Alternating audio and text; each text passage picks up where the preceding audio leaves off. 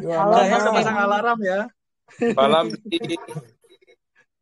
malam Iya, teman. ini Mbak Riana baru kelihatan ini Mbak Riana nih. Gimana kabar Mbak Riana? Alhamdulillah baik. Astaga. Halo nih mana? Mas ini nih mana nih? Mas siapa?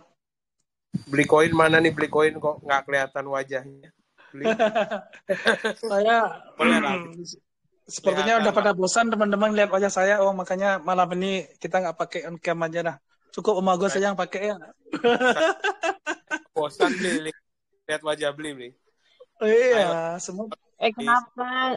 Nggak ada bosannya Mas Bli, nggak ada. Iya, ini Mbak Riana nih gara-gara Om Agus yang tampil baru hadir dia nih. Oh gitu ya? Sebelumnya nggak pernah loh dia hadir. Nyangkut di mana Kaden? Ayo beli on Saya cam beli.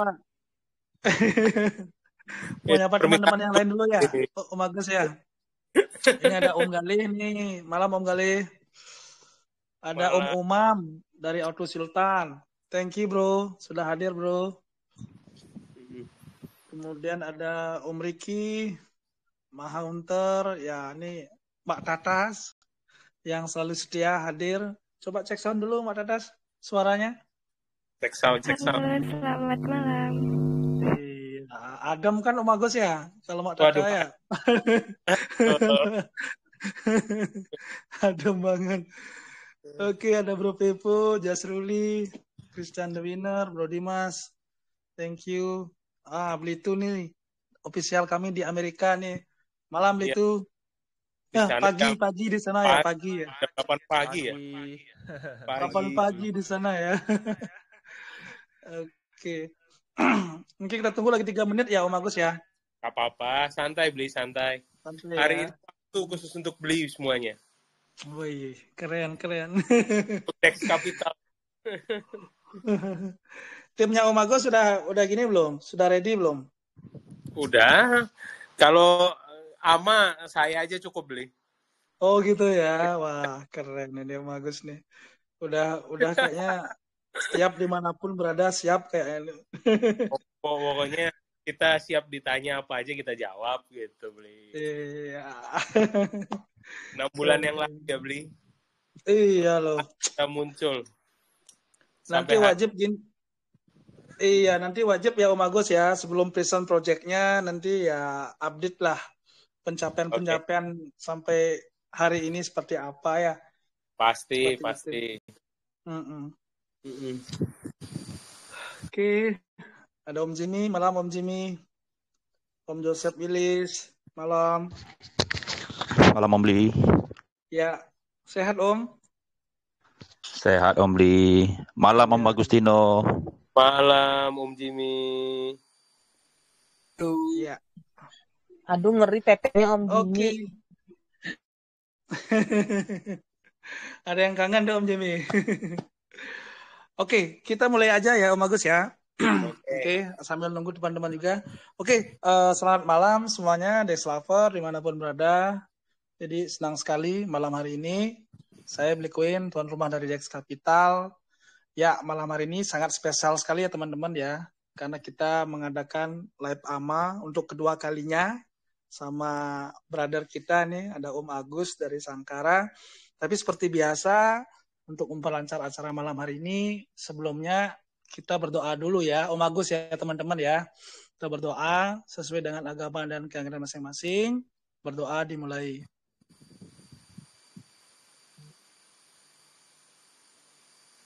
Doa selesai. Oke, thank you. Oke, AMA malam hari ini sangat spesial teman-teman. Ya, kenapa? Karena untuk keberkian kalinya Om Agus selaku CEO dari Project Sangkara mempercayakan untuk melakukan live AMA lagi yang sudah pastinya nanti akan ada informasi khusus ya. Kalau dibilang informasi rare ya yang akan disonding di sini dan seperti apa perjalanannya, karena saya masih ingat 6 bulan lalu Om Agus melakukan hal yang sama di sini untuk live AMA, dan saya dapat informasi kalau Sangkara ini 6 bulan dia rilis itu udah listing di 6 cek global gitu loh, 6 exchange gitu loh. Nah, kenapa malahan besar di global? Nah, nanti sebentar lagi kita akan kasih tahu dan mencari tahu gimana strategi dari seorang Om Agus selaku CEO dari Sangkara, karena mungkin Om Agus sama teman-teman tahu ya bahwasanya Project Indonesia itu biasanya ya paling dia hype-nya bertahan mungkin ya seminggu lah seperti itu kan. Nah, setelah itu dia akan kehilangan momentum dan akhirnya banyak yang muntaber alias mundur tanpa berita atau enggak. Nah, tapi ini Sangkara luar biasa. Nanti kita akan juga belajar seperti apa konsep pola yang diterapkan sama tim Sangkara juga. Ya mungkin langsung aja untuk waktu dan kesempatan saya persilakan Om Agus. Oke, terima kasih. Teman-teman selamat malam semuanya. Malam. Ya, saya Agustino, CEO-nya Mitra Sangkara Abadi. PT kita ada di Jakarta, kantor kita ada di Jakarta. Cuma untuk token kita memang belum rilis untuk jual di Indonesia. Saat ini token Sangkara, ticker name-nya MISA, itu ada di 6 exchanger global, sudah ada di 6 exchanger global. Yang pertama kami IO bulan Desember itu di Probit Global. Yang kedua kita listing di Coinstore Singapura. Yang ketiga kemarin kita listing di L-Bank Shanghai. Yang keempat kita listing Hotbit dulu, Bitmart dulu, Bitmart US, baru Hotbit, setelah itu Bitrue, itu yang ke-6. Jadi itu yang sudah kita lakukan 6 bulan ini, sambil kita juga sudah mengembangkan marketplace NFT kita. Kalau teman-teman mau masuk, mau lihat marketplace NFT kita di www.sangkaranft.com. Kita di sangkaranft.com juga jual NFT musik pertama di Indonesia. Punyanya singlenya Melanie Subono. Judulnya Bebas Merdeka. Mungkin teman-teman barangkali berminat membeli, bisa membeli di sangkaranft.com. Dan untuk kita baru mengembangkan platform out of theater seperti Netflix, namanya pamorstudio.com. Itu sudah bisa, nantinya itu akan jadi project perdana tokenisasinya Sangkara. Karena Sangkara bertekad untuk mentokenisasi startup-startup yang memang punya potensi untuk yang penghasilannya jelas. Artinya selama ini, ya kalau kita cerita bahwa token-token itu tadinya mundur tanpa berita. Apa tuh, muntaber ya beli? Ya itu, jadi kita mencoba kita 6 bulan ini adalah waktu kita untuk mengembangkan banyak hal di pamorstudio.com. Terus Bantaya Hall sekarang sudah rubah karena memang untuk bisnis dari tahun 2020, bantayahall.com, itu bisnis pertamanya adalah kita menyediakan platform streaming musik konser online. Itu. Nah, cuman dalam perjalanan waktu kayaknya sekarang konser online sudah nggak ini lagi ya. Sudah nggak, 2022 ini sudah nggak ini. Jadi kita rubah, sekarang kita menjadi label musik, tapi tetap ada tiketingnya, tetap ada di situ untuk konser musik online untuk komunitas tertentu. Kemarin kita baru baru dengan komunitas musik Palu. Komunitas musik Palu, kita baru Kampung Palu Musik Festival. Kita yang penyedia platform streaming online-nya bersama dengan pemerintah Palu. Kira-kira itu sih perkembangan kita. Untuk perkebunan, kita sekarang sudah mulai mengerjakan, kira-kira ada 6.000 meter itu sudah mulai tanami cengkeh. Dan untuk perkebunannya yang 1,5 hektar ini sudah mulai bekerja sama untuk penanaman nanas. Mungkin hasilnya, kalau cengkeh mungkin agak lama ya. Cengkeh yang bisa dinikmati dahulu adalah daunnya. Daunnya itu bisa dibuat minyak kasturi. Kalau untuk nanas itu cukup cepat sih siklusnya. Siklus nanas itu paling hanya sekitar 4 bulan, nanti kita sudah panen. Nah, ini kita lagi pelajari juga. Saya nggak bisa nunjukin presentasi di sini, Blik. Kita lagi mencoba bersama APD berkebun di kantor. Jadi gimana kita sudah konsepnya jadi aquaponik, aquaponik, jadi bersama dengan ikan nila. Jadi kita bayangin ya, banyak tempat-tempat di kantor itu yang bisa kita manfaatkan, ruang-ruang kosong segala macam, itu kita sudah coba. Investasi untuk luas 1 kali 3 meter itu kurang lebih sekitar 1,5 juta, termasuk sensornya. Jadi ada 2 di situ, memelihara ikan sekaligus bercocok tanam untuk tanaman-tanaman yang bisa di aquaponik. Sayuran seperti bok choy segala macam itu kan memang bisa untuk aquaponik ya. Jadi yang bisa aquaponik kita bisa tanam. Nah, yang kemarin kita tanam itu bok choy. Hasilnya sih bukan bok choy atau pak choy gitu. Karena itu dari APD ya. Barangkali saya salah ngomong sama sayuran ini. Tapi itu sayuran itu sudah 1,5 dengan invest 1,5 juta. Dari ikan nilanya itu sekitar 100 hari. Ikan nilainya bukan dari benur, bukan dari yang kecil sekali ya, tapi pembesaran ya. Jadi itu sudah bisa untuk dipanen. Nah, itu kita lagi coba kembangkan itu sama APD, bercocok tanam di kantor, di kota. Di tengah kota, dan mungkin nanti kalau nyambungnya ke kita adalah seluruhnya bisa diakses secara online, dan nanti seluruh data itu akan dimasukkan ke dalam satu blockchain. Jadi semua orang bisa mengakses, dan ini akan jadi pengembangan. Kan metaverse kita sekarang lagi sibuk ngembangin untuk galeri, untuk museum kan. Museum sama prestasi kita juga lagi kerjain. Yang sekarang ini jadi ceritanya karena kita kalau lahan-lahan di gunung segala macam mereka nggak bisa lihat, kita mau tawarin kayak semacam sandbox, tapi sandbox itu tanaman. Dan di kantor-kantor yang ada di Jakarta, mungkin rilis. Ini kita mau coba dulu sih, nanti APD lagi menghubungi Kementan. Mudah-mudahan kalau lancar sih mungkin bulan depan kita akan pilot project sih.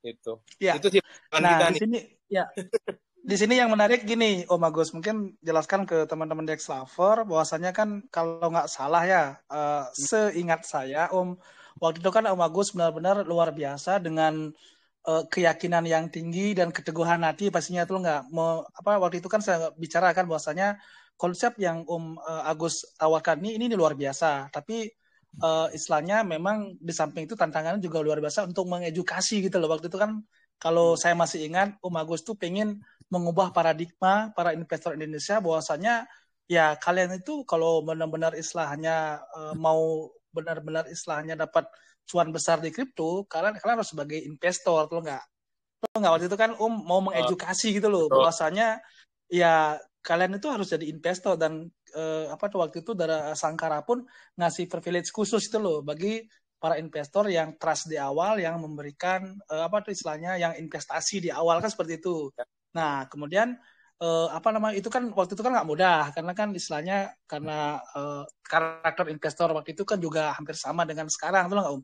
Tapi Om buktikan dengan semangat 45-nya bisa survive, tapi malahan saya dengar begitu besar di global Om.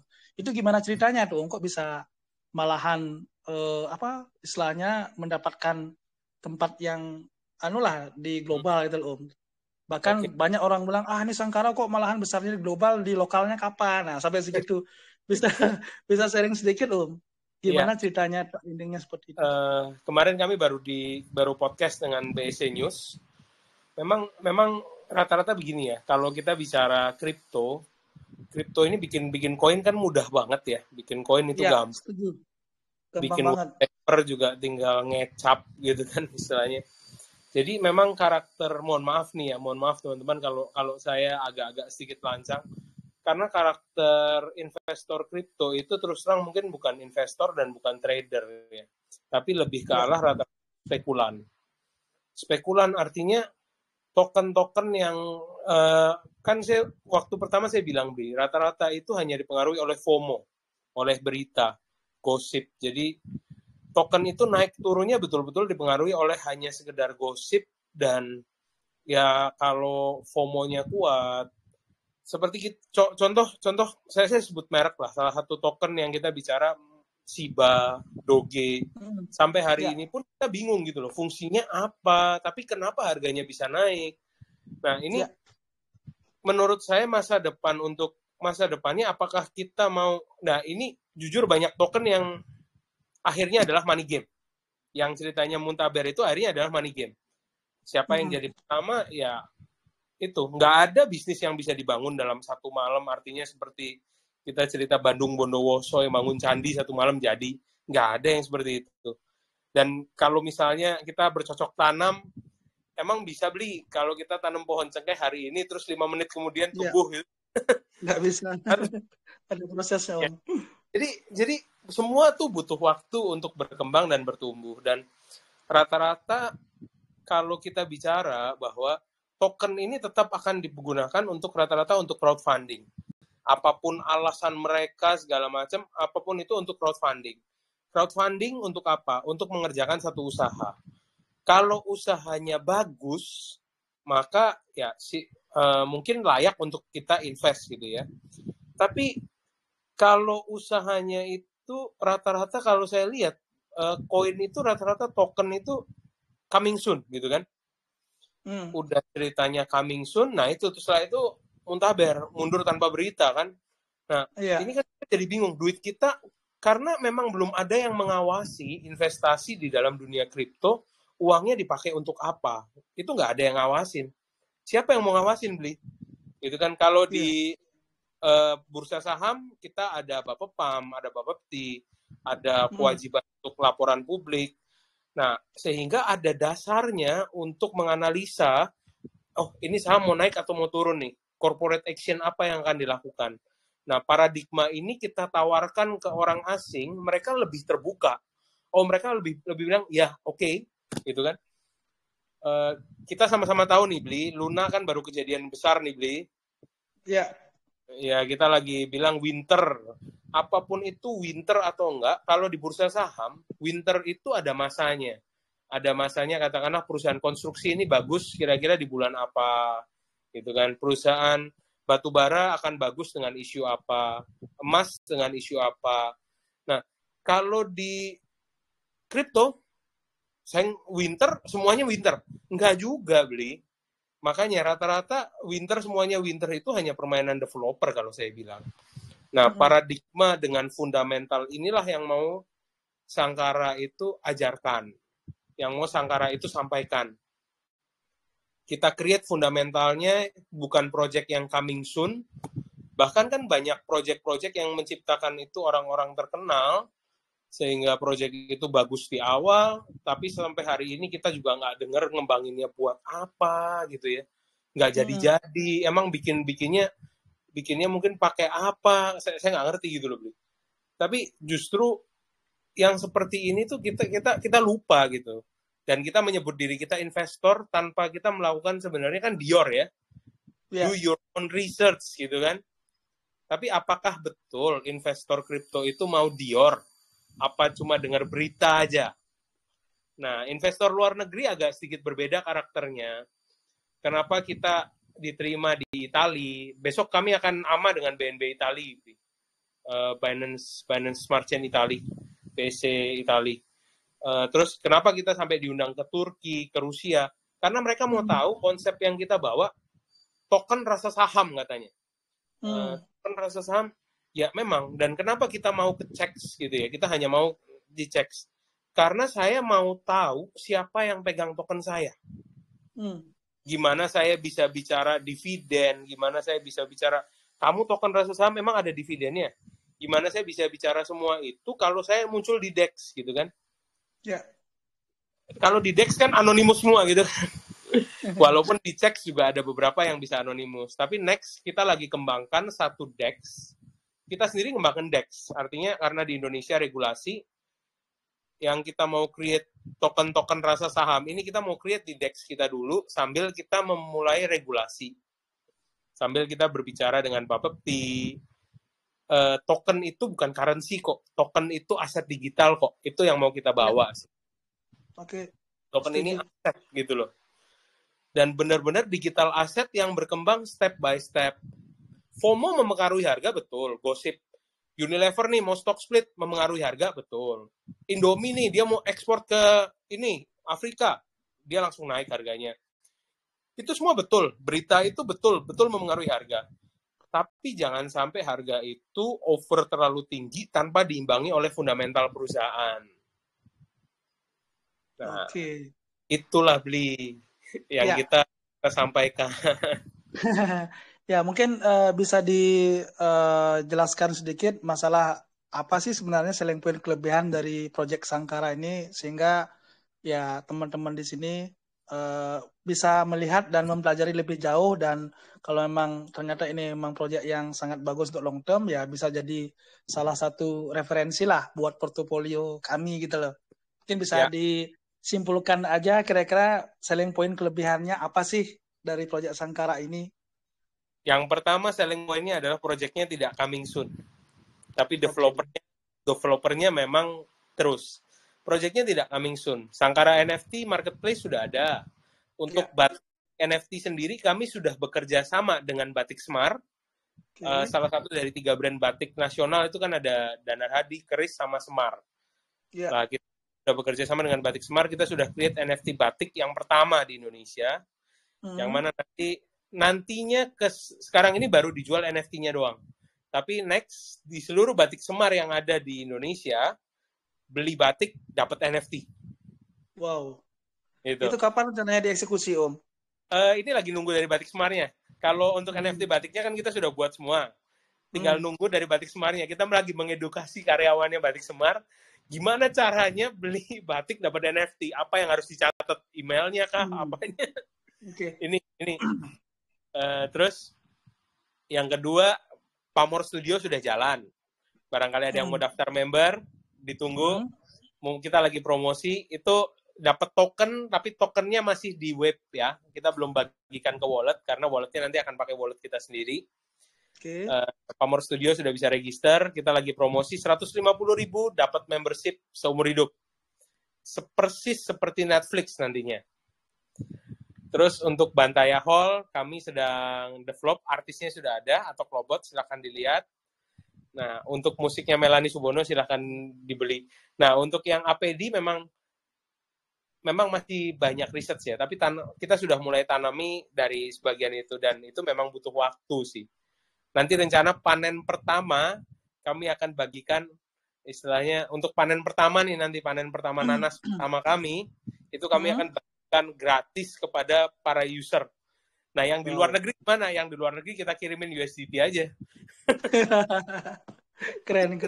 Ada lagi Om yang lain sebelum saya lanjut nih yang terakhir sebelum kita buka sesi tanya jawab Om?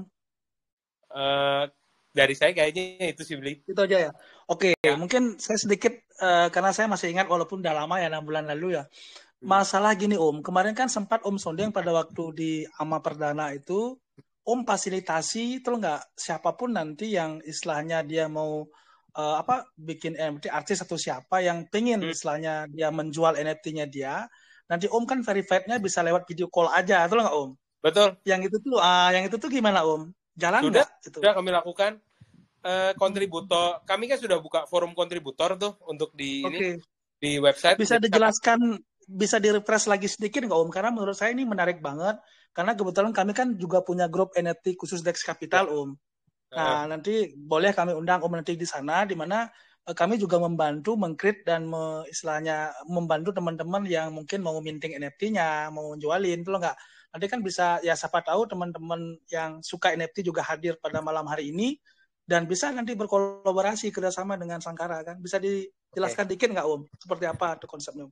Oke, Sangkara NFT mungkin agak sedikit berbeda dengan NFT pada umumnya, karena kami mengkhususkan diri pada art. Artinya pada pekerja seni, pada artis. Yang kami buat kan antara lain musik, painting, foto, itu yang sudah masuk. Jadi, pertama, kalau mau jadi kontributor, silahkan masuk ke sangkaranft.com, daftar kontributor. Daftar kontributor, nanti kami akan undang melalui video call, kita akan wawancara. Istilahnya kita akan kurasi apakah produk ini bisa dijual atau enggak. Saat ini sudah ada 8 atau 9 kontributor yang mendaftar ke kami dari sejak kami pertama kali launching. Itu ada yang gambar papan PCB, dibikin NFT. Ada yang memang dia adalah artis digital art yang dia bikin gambar 3D, segala macam, itu ada.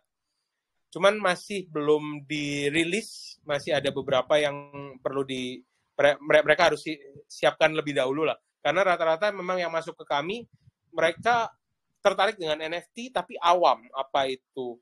Jadi sedikit kami mengedukasi, makanya masih butuh proses. Ada 9 kalau nggak salah yang sudah kami wawancara, dan itu memang akan masuk ke kita. Dan yang art, kita bicara pekerja seni, perbedaannya adalah pada saat beli NFT lukisan di tempat kami juga mengirimkan aslinya beli. Artinya kan sekarang memang pandemi begini, sanggar-sanggar lukisan, mereka kesulitan menjual lukisannya gitu kan, beli. Padahal pembelinya orang luar negeri segala macam. Jadi kita menyasar pada memang mereka yang menggemari lukisan, menggemari untuk painting, menggemari untuk fotografi, kita kirimkan fisiknya. Jadi supaya mereka menyadari bahwa saya punya NFT saya di wallet digital, tapi saya juga pegang fisiknya. Beli gimana pun juga kita bicara NFT ini sekarang di Indonesia, pertanyaannya saya mau beli fotonya Ghazali, mau buat apa gitu kan.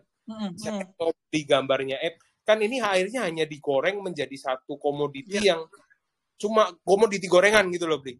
Nah, sedangkan sangkara NFT, kita memang seni itu harus ada harganya. Artinya seni itu harus mempunyai sertifikat. Artinya pada saat beli satu lukisan di tempat kami yang harganya $20, itu kami masih promosi tuh, $20. Kita kirimkan lukisan aslinya, itu pelukisnya adalah komunitas pelukis jalanan. Kita sudah beli dari mereka, harganya satu lukisan ada yang harganya 75.000, 100.000, ada yang harganya itu kita beli, kita bikinkan NFT, kita jual dengan harga $, kita akan kirimkan aslinya. Dan itu kami membantu komunitas pelukis jalanan supaya mereka tetap punya penghasilan. Saat ini baru ada 37 lukisan, dan kami masih nunggu ada 120 lukisan lagi yang mereka akan buat. Jadi setiap hari, setiap bulan, mereka jual lukisan ke kami jual di dalam Sangkara Art Center. Nah, jadi setiap satu lukisan memiliki satu NFT. Ada yang harganya memang mahal, karena lukisannya memang 2 meter kali 1. Yang punyanya YF Nata. Itu kami jual harganya 100 juta dan 10.000 BUSD kalau nggak salah. Itu kami lempar ke, untuk ke luar negeri sudah termasuk. Pengiriman ke Taiwan waktu kemarin sempat ada satu itu, ukuran lukisan 50 kali 20 ya.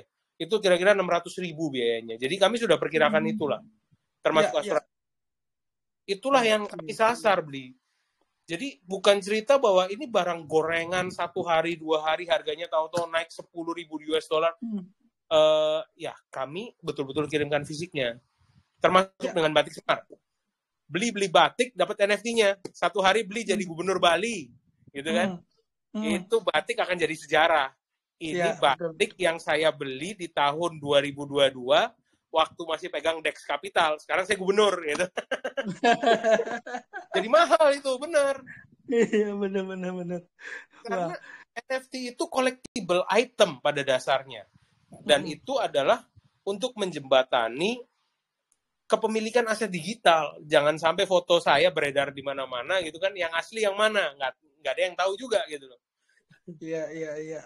Wah, menarik sekali ini loh, Om Agus nih. Ternyata konsep-konsep yang dijelaskan kemarin tuh sudah dieksekusi, sudah diaplikasikan, dan benar-benar sudah ada feedback yang positif juga ya buat artis-artis yang khususnya yang di jalanan itu ya. Luar biasa. Karena belum bisa bayar artis mahal, beli. Jadi bisanya beli di jalanan. Mereka itu yang kami bisa bantu, kami lakukan. Artinya kami bukan perusahaan yang ya seperti perusahaan besar kan banyak yang bikin koin ya, beli. Saya nggak usah sebut namanya ya, beli. Ya. Saya nggak bisa bayar call mahal, saya nggak bisa bayar beli mahal, beli. Untuk pin post kita kan harga temen gitu kan, beli. Ya. Kita mencoba dengan segala daya, artinya dengan skill kita, ya apa yang bisa kita lakukan adalah itu, dan kita mencoba sesuatu yang berbeda di art. Art, makanya saya mengharap banyak seniman Bali yang beli bisa ini, patungnya kalau perlu kita kirim, beli. Siap. Oke. Mantap lah. Makanya nanti kalau pas ke Bali nanti ya kontak-kontak lah, Om. Nanti kan kita ketemukan sama komunitas di sini nanti. Siap. Oke. Ya, ini sepertinya yang penanyanya sangat semangat antusias nih. Kita lanjut ke sesi tanya jawab ya, Om ya, Agus ya. Pertama, ladies first, ada Sis Tata. Silakan Sis Tata, pertanyaannya langsung aja. Halo, izin bertanya. Ya. Halo. Ini mau tanya tentang NFT. Kan kalau kita beli berarti kita mendapat lukisan aslinya ya? Betul. Ya. Nah, untuk itu jika selama pengiriman nih ternyata itu lukisannya mengalami seperti goresan atau kecacatan, apakah uang kita itu di-refund? Terima kasih. Oke. Oke, thank you. Oke, lukisan seharga 10 US dollar atau 20 ya, saya lupa. 20 US dollar itu bentuknya bukan lukisan artinya dengan figura ya, tapi betul-betul lukisan di kertas, bentuk kertasnya itu medianya adalah media paperwork. Medianya adalah media paperwork. Nah, media paper ini kita kirimkan itu dengan artinya kita taruh di dalam plastik. Untuk lukisan yang harganya yang murah itu ya. Itu kita masukkan ke dalam plastik, ke dalam amplop, dan kita packing kayu. Jadi kemungkinan untuk tergores segala macam dalam kiriman itu kita minimalkan. Dan untuk apabila terjadi kerusakan sampai di sana silakan difoto atau ini rusak segala macam, itu sudah include asuransi dan asuransinya senilai harga lukisan itu. Ya balik lagi NFT-nya tetap menjadi hak milik mau gimana, tapi kan barang fisiknya kalau sudah rusak, saya suruh perbaiki, pasti kan nggak bisa, bentuknya lukisan kan. Jadi suka atau nggak suka, ya barang aslinya itu kalau rusak ya akan diganti oleh asuransi pengiriman, ekspedisi. Dan untuk NFT-nya tetap menjadi hak miliknya Mbak Tatas. Oke. Terus nanti kalau misalnya dari tangan pertama tuh dia ngejual lagi ke tangan kedua dan berikutnya, gimana tuh sistemnya? Kontrol, saya sudah nggak bisa kontrol fisiknya. Tapi NFT-nya bisa saya kontrol. Bisa dikontrol ya. Oke. Fisiknya saya sudah nggak bisa kontrol. Artinya kan fisiknya itu karena kita kan masih sekarang ini bekerja sama masih dengan bakery swap untuk mintingnya, termasuk penjualannya karena masalah regulasi kan. Nggak mungkin kita jual pakai rupiah gitu kecuali kita sudah seperti kita dapat izin exchanger atau apa, nanti ceritanya tentu akan berbeda. Tapi sekarang ini ya mau nggak mau kita masih harus bekerja sama, platform jual belinya masih memakai bakery swap. Gitu. Oke. Siap. Terima kasih Om Agus. Ya. Pak Tata, ada lanjutan? Apakah sudah bisa menjawab? Terima kasih. Thank you, Pak Tata. Ya, selanjutnya ada Om Sunrise. Monggo Om. Ya, selamat malam Om. Selamat malam. Ini kan Sangkara ini ada aset nyatanya berupa tanah perkebunan ya Om ya? Betul. Lalu manfaat apa yang bisa dirasakan oleh para holdernya Om dari aset nyata tersebut Om? Dari aset nyata itu adalah milik perusahaan. Jadi kalau dampak nyatanya saya bilang ya belum, artinya kalau misalnya saya mau ikut megang tanahnya karena saya punya tokennya, boleh-boleh aja datang. Tapi kalau apa yang dirasakan sungguh-sungguh adalah hasil dari perkebunan itu, tentu kita akan report. Makanya kan itu adalah fundamental kita, fundamental dari usaha dari token ini. Sehingga token ini akan bisa membagikan hasil usahanya kepada para pemegang token. Itu sih yang ini. Mungkin maksudnya Om Sunrise gini mungkin sama Gus. Ya. Artinya itu kan ada asetnya real seperti itu kan fundamentalnya. Nah nanti kalau seandainya misalnya nanti istilahnya ya mendapatkan laba dari aset tersebut, pasti. mungkin akan diberikan kayak tadi kan kayak dividen, kemudian yield farming atau staking segala macam itu. Ada nggak? Yield farming atau staking kita nggak akan lakukan karena kan itu akan ibaratnya gini, saya harus kasih bunga deposito kan. Kalau mau staking itu kan deposito, earning itu kayak tabungan. Jadi kita nggak kasih berupa token kita akan kasih pasti bunganya adalah USDT. Oke. Gitu. Kalau kita staking atau kita itu pasti akan bunganya adalah USDT. Nggak mungkin bunganya adalah token kita. Karena token seperti saham, seperti satu lembar saham perusahaan gitu kan. Kecuali nanti kita terbitkan ada regulasi saham bonus lah atau ini berbentuk yang lain. Tapi yang pasti satu hal bahwa itu adalah fundamental dari perusahaan kita. Sehingga apapun hasilnya di tahun pajak tahun depan, tutup buku di bulan Desember itu kita akan laporkan berapa aja yang kita dapat dari Pamor Studio, dari Bantaya Hall, dari Sangkara NFT, maupun dari perkebunan kita yang bekerja sama dengan APD. Termasuk kita lagi siapkan marketplace yang bekerja sama dengan APD, namanya indonesiabig.com. Itu marketplace produk-produk pertanian nantinya di situ, pertanian, peternakan, dan aneka pengusaha-pengusaha yang dimiliki oleh pengusaha-pengusaha desa. Dan yang pasti, kan gini, apabila harga token kita itu turun segala macam atau ini, minimal kita sudah punya satu backup yang kita bilang, kita contoh lah, rata-rata token itu yang saya akan bilang terus terang bahwa rata-rata token kalau nggak ada usaha realnya atau usaha konvensionalnya, saya akan bilang bahwa itu money game. Dan pertanyaan saya sebetulnya untuk developer token yang sering kali sulit untuk dijawab, saya bertemu banyak developer token dari seluruh dunia, saya selalu tanya, mereka selalu bilang mereka butuh ada soft cap, ada hard cap. Nah, kita pun punya soft cap dan punya hard cap gitu kan. Nah, setiap kali saya tanya, katakanlah contoh nih, soft cap-nya adalah 1 juta US dollar. Pertanyaan saya berikutnya, oke, soft cap kamu adalah 1 juta US dollar, hard cap-nya 10 juta US dollar. Kalau kamu dapat 10 juta US dollar, katakanlah, apa yang mau kamu lakukan dengan 10 juta US dollar itu, dan kapan balik modalnya? Betul nggak, Bli? Kalau kita mulai usaha kan kita selalu bertanya simpel. Saya taruh 10 juta US dollar, kapan saya balik modal? Gitu.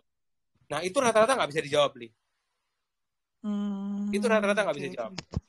Coba Bli tanya ke developer token yang ada di seluruh Indonesia, siapa aja, tanyakan hal yang sama, Bli. Saya pingin tahu ada nggak token yang bisa jawab, kecuali saya. Karena saya ada hard cap saya adalah 250 miliar.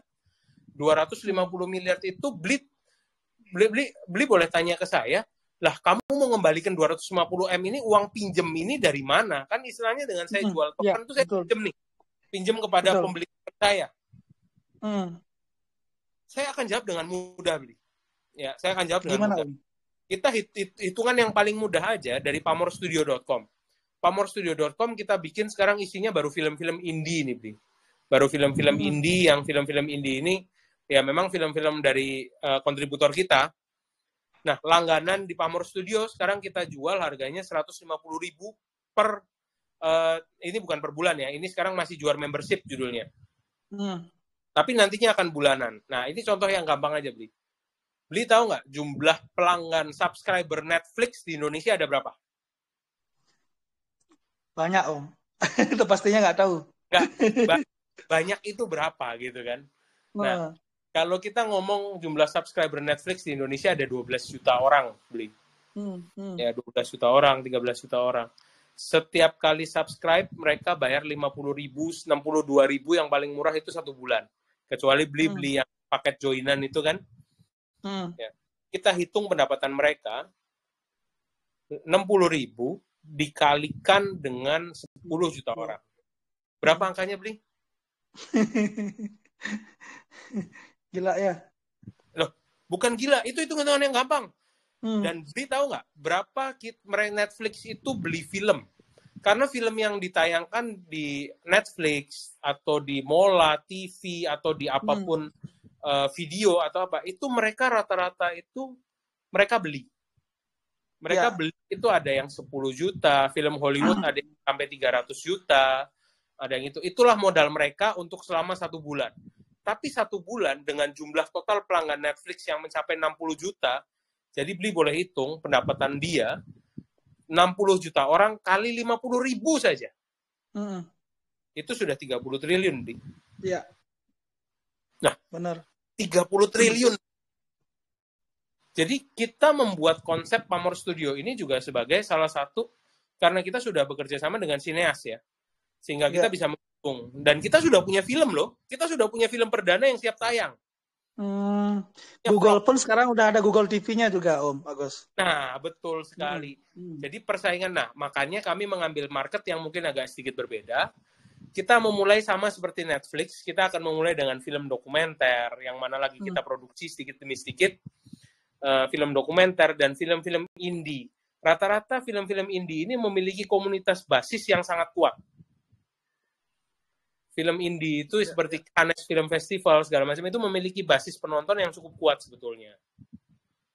Walaupun mungkin tidak mencapai puluhan juta atau ratusan juta, kita ngarep 1 juta aja, Bli. 1 juta aja saya sudah cukup buat balikin modal tuh, Bli. Tiap bulan pendapatan. Saya belum cerita perkebunan loh. Saya belum Oke. cerita perkebunan loh. Siap. Oke Om, nanti dilanjut Om. Ini dari Om Sunrise ada lanjutan apa udah bisa menjawab Om? Saya rasa udah Ya, jelas ini ya Om ya. enggak, satu lagi Om. Itu kapan? Gimana? Tadi kan pembagiannya kan USDT ya kan. Tapi Oke. kan nggak ada staking, nggak ada farming itu. Itu sistemnya Ah, ah. gimana Om? Apakah Eh, bagi rata aja orang baru beli langsung dapat atau bagaimana Om? oh, Kan nggak ada staking, nggak ada farmingnya Om. enggak, tentu nggak akan bagi rata. Makanya kan kami bilang bahwa kami sedang menyiapkan satu sistem memang untuk DEX di kami sendiri, untuk para user, untuk para holder kami. Nanti kami akan push untuk mendaftarkan untuk semacam KYC lah. Artinya mendaftarkan nomor rekening segala, mendaftarkan nomor rekening untuk Indonesia, mendaftarkan nomor ini. Memang regulasinya sedang kami siapkan regulasinya. Dan sekarang ini yang kami tulis di white paper adalah sebenarnya buyback token itu pasti kami lakukan dari keuntungan. Okay. Mungkin Bli masih ingat ya Bli, waktu saya bilang kami nggak akan bakar token, tapi kami akan buyback di market dengan keuntungan yang ada dari setiap tahunnya. Itu yang paling memungkinkan sekarang untuk dilakukan adalah itu.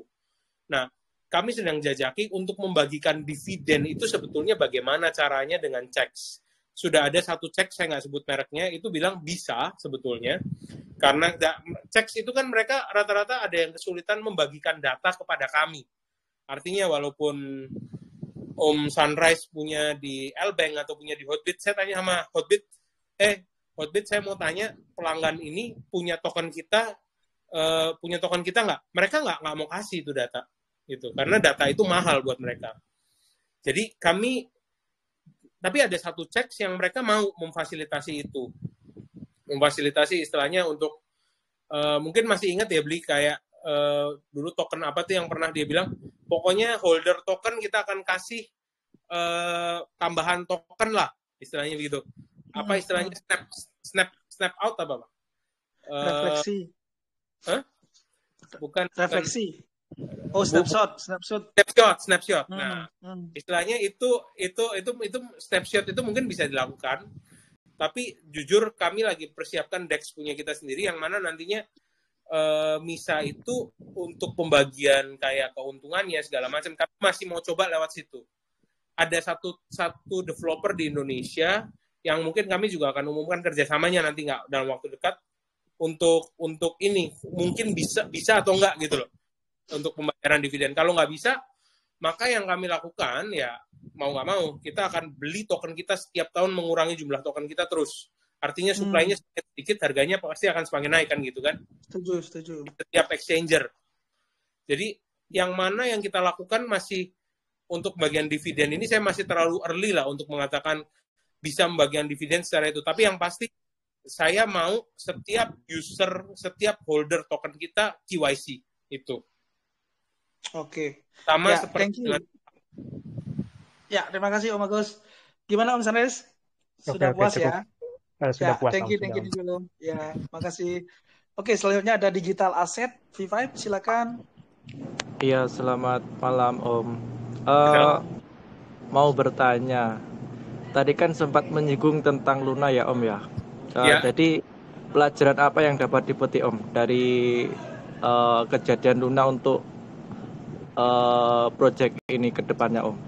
Mungkin pelajaran-pelajaran yang dapat dipetik. Pelajaran yang adalah kalau token itu tidak memiliki usaha konvensional atau tidak memiliki dasar yang kuat, jangan masuk. Itu aja.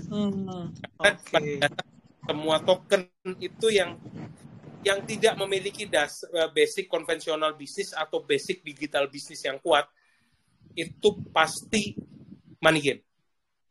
Nah, untuk kasus Luna agak sedikit berbeda sih. Ini kita bahas sedikit soal Luna ya. Menurut pendapat saya, tapi ya, menurut kacamata saya, Luna, saya punya kakak saya kalau nggak salah hadir juga di sini dari Stuntman, komunitas Stuntman, Vivo. Saya bicara sama dia soal Luna. Saya banyak juga tukar pikir sama dia soal Luna. Luna ini memang cukup dia bikin blockchain kan, dia bikin jaringan, dia mau seperti Binance lah, dia mau seperti Cardano, dia mau semua proyek-proyek itu ada dalam dia sehingga token dia menjadi ini. Tapi ada satu hal yang yang lucu gitu ya, yang dilakukan bahwa dia bikin stable token dijamin dengan token. Gitu. Itu yang menurut saya hal yang konyol. Hal yang konyol artinya, dan itu membuktikan bahwa memang di dunia token ini semua bisa dilakukan karena tidak ada regulasi. Karena tidak ada regulasi. Begitupun juga mata uang. Kita ngomong USDT, kita ngomong BIDR, apapun itu. Siapa yang meregulasi itu? Nggak ada. Masalahnya itu tidak ada yang meregulasi. Jadi hal yang belum diregulasi, peluangnya itu besar sekali. Seperti token kita ngomong. Seperti cryptocurrency ini peluangnya besar sekali. Tapi saya suka dengan kata-kata bukan cryptocurrency, tapi digital asset. Saya suka sekali itu kata-kata digital asset. Jadi artinya kalau digital asset, artinya memiliki sesuatu di dalamnya atau memiliki aset yang betul di dalamnya ada. Nah itulah Luna. Luna ini apa gitu loh. Dia bikin blockchain-nya dia. Saya balik lagi, ini jadi kayak mancing orang untuk masuk terus-terusan. Luna diminting, dia bikin stable token. Ya, money game. Prinsipnya jadi sama pada saat mereka tidak laku. Rata-rata itu, kalau ditanya berapa besar duit yang masuk ke Luna, itu aja berapa besar duit yang masuk ke Luna. Begitu Luna ditanyain, kapan balik modal, Luna bilang nggak tahu. Tapi ada satu caranya Luna balik modal itu gampang. Mau tahu caranya beli? Gimana caranya? Ya itu caranya. Didam. Oh, didam gitu. Setelah didam, dibeli lagi lah sama dia, dinaikkan lagi nanti. Itulah money game, beli. Itulah yang namanya permainan kapitalis. Oke. Nah, cuman kan fenomenanya kan tidak semua proyek yang punya fundamental yang jelas, punya substansi basic yang di real bisnisnya tuh tidak semuanya juga bisa running well, bisa jalan di kripto, Om. Nah, kalau Om lihat fenomena itu gimana? Jadi, ya mungkin kebetulan Sangkara di sini kan ya karena mungkin ya dengan kapabilitas dari Om Agustino sehingga bisa jalan secara profesional. Nah, kan tidak semua juga karena beberapa proyek Indo juga yang terlihat dia punya real bisnis nyata, tapi karena ketidakmampuannya dari developernya untuk ya memanajemen proyeknya itu dengan baik, akhirnya juga fail juga, Om. Ya itu, karena saya nggak menjamin 100% Sangkara pasti berhasil ya. Artinya kalau Sangkara berhasil, memang kita persiapkan dengan baik. Balik lagi, profesional, saya berani muncul di muka publik segala macam, itu merupakan salah satu indikasi lah. Indikasi artinya bahwa kita mau bekerja dengan profesional gitu kan. Terus indikasi yang kedua, bisnisnya bisa jalan atau enggak, yaitu tadi yang saya tanyakan. Mungkin kalau ketemu dengan token developer atau segala macam, tanyakan hal yang sama. Soft cap dan hard cap itu digunakan untuk apa dan kapan balik modal? Bagaimana itu balikin modalnya? Kalau menurut saya itu salah satu indikator yang paling gampang. Gimana cara kamu balikin modal? Gimana cara kamu bisa menghasilkan keuntungan segitu banyak sehingga pada akhirnya minimal seluruh token, seluruh soft cap yang kamu dapat kamu bisa balikin. Balikin ya. Minimal itu. Gimana caranya? Kalau nggak ada caranya, ya udahlah, itu pasti money game. Ya. Oke, terima kasih Om Agus. Sangat lengkap sekali. Gimana Om Digital? Jadi jangan beli project yang coming soon katanya. Iya, betul. Jadi harus real dunia nyatanya juga ada ya.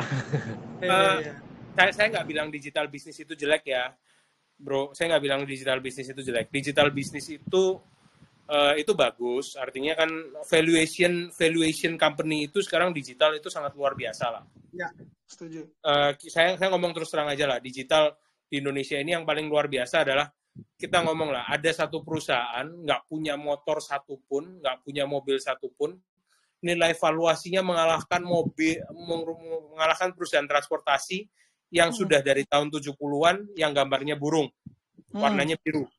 Valuasinya bisa kalah dia sama perusahaan yang nggak punya motor satupun, nggak punya mobil satupun. Itu luar biasanya. Ya, itulah yang namanya kapitalis, Bli. Kita itu sekarang di dalam dunia yang kapitalis. Artinya apa?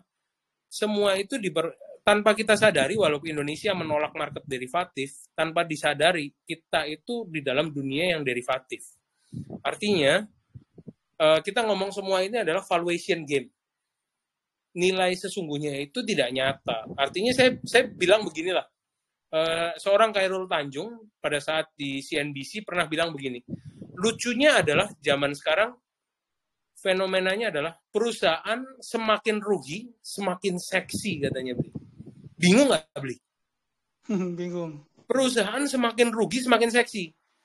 Nah, perusahaan yang semakin rugi, semakin seksi ini, balikin duitnya gimana Bli? Balikin duitnya ya nipu kita semua Bli. Gimana caranya? IPO Bli. Iya. Saya nggak nyebut merek loh Bli, saya nggak nyebut merek loh ya. Iya. Kita ditipu sama orang luar negeri Bli, IPO ngambil duitnya orang Indonesia, habis itu mereka kabur Bli. Iya. Saya nggak nyebut merek loh Bli. Oke. Ya, thank you Om Agus. Gimana Om Digital Asset? Sudah Iya, jelas oke. ya Om ya. Thank you Om. Oke, makasih pertanyaannya. Oke, selanjutnya ada Bro Sarip. Silakan Bro Sarip. Masih di sini Om Sarip? Halo Om. Ya, halo. Silakan. Jadi gini Om. Banyak proyek berbicara tentang kekuatan mereka sepanjang waktu. Tetapi harga token atau koin mereka selalu turun. Nah, pertanyaannya sebagai salah satu proyek, beranikah Anda berspekulasi tentang kesulitan yang dihadapi proyek Anda dan beberapa kelemahan dari proyek Anda? Wah, ini menarik pertanyaannya nih Om Agus. Silakan Om Agus, singkat aja Om. Sekarang ini token yang kita bisa batasin adalah supply. Harga itu selalu berbanding lurus dengan yang namanya supply dan demand. Ya, jadi kalau bicara hanya soal harga, ya kita nggak bisa kontrol market sewaktu-waktu seluruhnya gitu kan. Kita nggak bisa tuh. Seberapapun kuatnya developer punya duit, pada akhirnya satu hari akan didump. Itulah money game. Seberapapun kuatnya developer, mereka akan satu hari mereka bisa jual barang sebanyak mungkin, mereka akan manfaatkan itu. Itulah yang saya bilang itu akan menjadi money game. Jadi kalau Sankara istilahnya sekarang harganya pump terus dump segala macam, apakah Sankara yang bermain atau enggak? Saya akan kasih tahu dengan terbuka bahwa supply di setiap checks itu kita akan batasin. Supply setiap centralized exchanger kita akan batasin. Tapi memang kita nggak bisa menolak yang namanya arbitrage. Kecuali ada satu checks kita yang mereka melarang untuk arbitrage. Artinya mereka melindungi user mereka. Yang mana ya itu ada plus ada minusnya. Sehingga harganya menjadi berbeda dengan checks yang lain. Nah, itu yang terjadi dengan salah satu checksnya Sankara. Harganya di situ agak terlalu tinggi karena permintaan dan demand-nya juga bagus. Tapi di sisi lain itu jadi menimbulkan orang bertanya-tanya. Nah, jadi kalau pertanyaannya soal masalah harga, jawaban saya simpel. Kalau mau nyari untung dari harga jual belinya Sankara segala macam, itu kita serahkan kepada market. Silakan pilih market yang menurut Bro Syarif yang paling bagus gitu kan. Tapi kalau begitu berbicara sama saya begitu masalah, saya mau jadi holder, saya mau menikmati bagaimana Sankara ini bertumbuh. Jadilah holder dan lihatlah bagaimana kita bertumbuh dan bagaimana investasi yang sekarang dilakukan akan menjadi ya istilahnya dividen, hasil dividen itu akan benar-benar kita bagikan dengan cara kita memang. Yang tadi saya sudah bilang kan. Jadi baik dan buruknya kalau dilihat dari harga saya nggak bisa bilang karena kita bukan perusahaan dengan kekuatan besar yang bisa ngepam sampai harganya tinggi, nggak.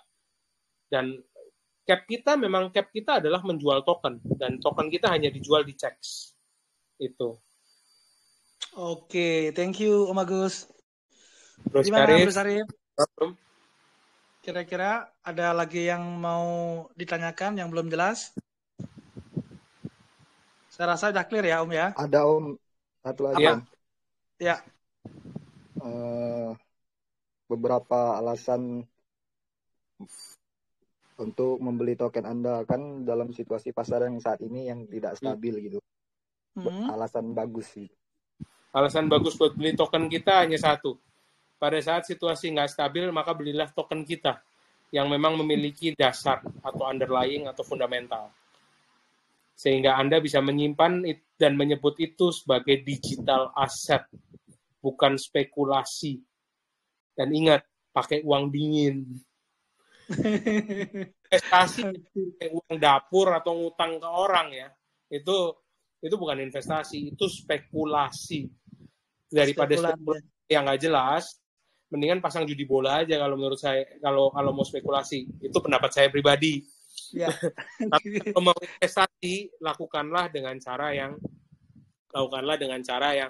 artinya benar-benar pakai uang dingin yang ini disimpan dan bisa menikmati perkembangan Sangkara. Sangkara baru 6 bulan umurnya, dan itu adalah kesempatan yang bagus. Siapa tahu nanti Sangkara menjadi salah satu Gojek di Indonesia kan gitu kan. Amin.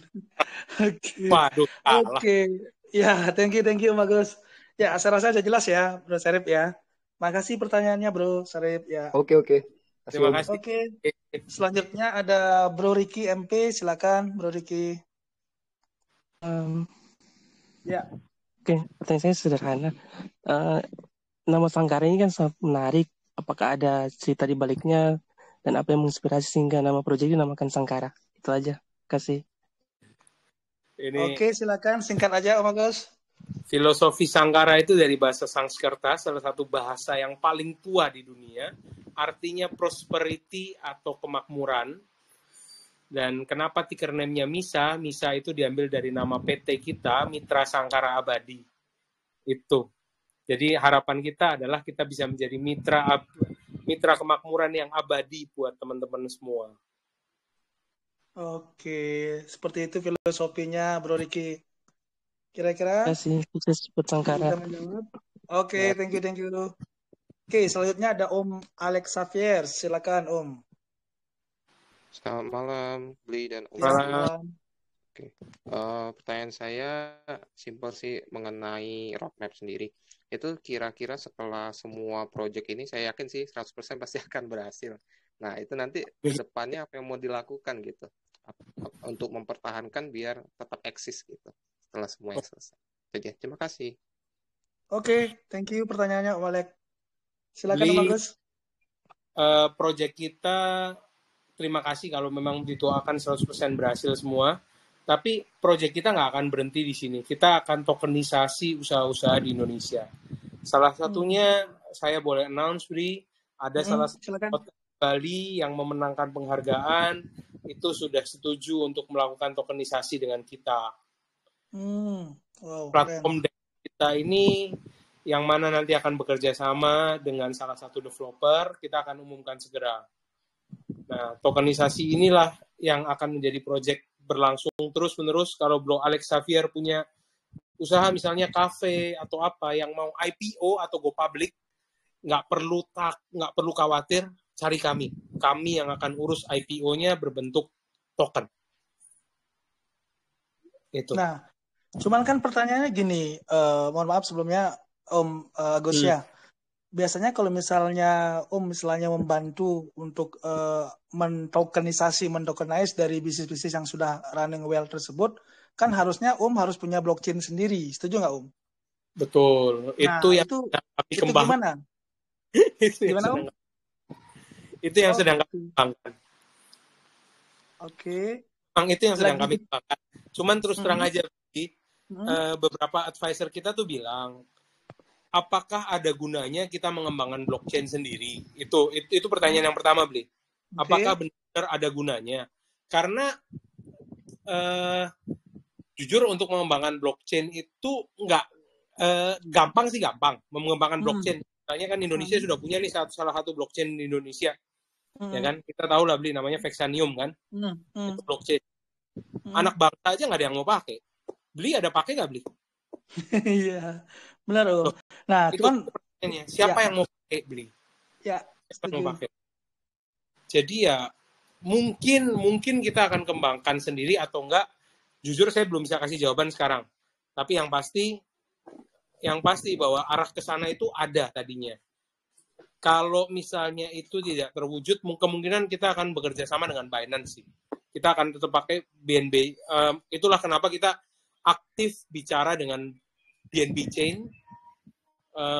Karena kalau memang kita akan pakai BNB, akan pakai seluruhnya produknya BSC, produknya Binance Smart Chain, mungkin kami harus dapat privilege lah dari mereka. Misalnya gas fee atau apa.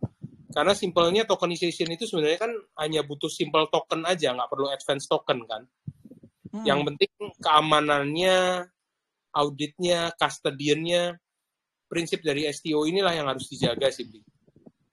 Oke, nah pertanyaannya kalau seandainya ada nih ada blockchain yang sudah ready, yang siap untuk berkolaborasi dengan kira-kira open nggak, terbuka nggak untuk itu? Karena gini pertanyaannya gini loh, sebenarnya seperti yang Agus bilang, semua orang bisa kok bikin blockchain itu loh, karena kan memang kalau flow-nya kan seperti itu Pertama, setiap orang dia berpikir untuk bikin kripto jadi developer. Nah, ketika dia udah sukses di bidang kriptonya, pasti dia akan berpikir untuk bikin blockchain kayak gitu.